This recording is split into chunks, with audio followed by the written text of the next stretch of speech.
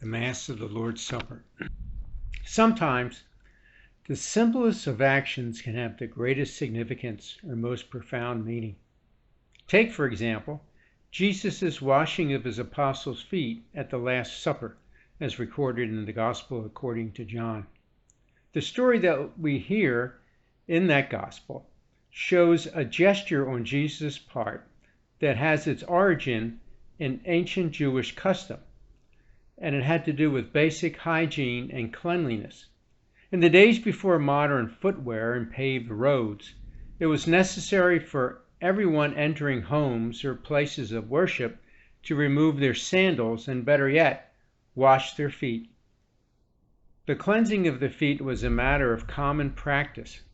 When the host would have the feet of his guests washed by a slave or servant, it was a symbol of hospitality, humility, and service.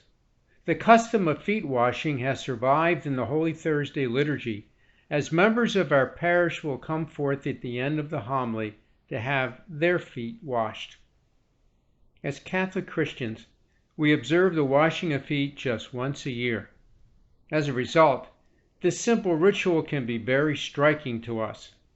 It was very striking to me when I used to observe it from a pew at St. Anne's in Bartlett, and even more striking as I performed the ritual myself as the pastor there.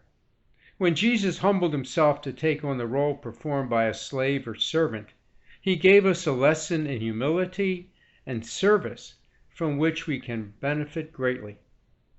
Throughout history, this custom has been performed by popes, kings, as well as bishops, priests, and deacons.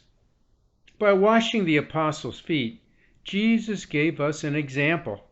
He knew that he was about to face death, so he assumed this role of a servant. Peter, as we hear in John's Gospel, was unwilling to accept this gesture of Jesus until Jesus explains that it is necessary. Following the foot washing, Jesus explains that we need to do the same for one another. The observance of Holy Thursday should serve as an example not only of how we are to worship, but also of how we are to live. The Last Supper became the first supper of many who would follow the teachings and ministry of Jesus. It is not enough for Christians to worship once a week. The true commemoration of Holy Thursday should include outreach and service to others.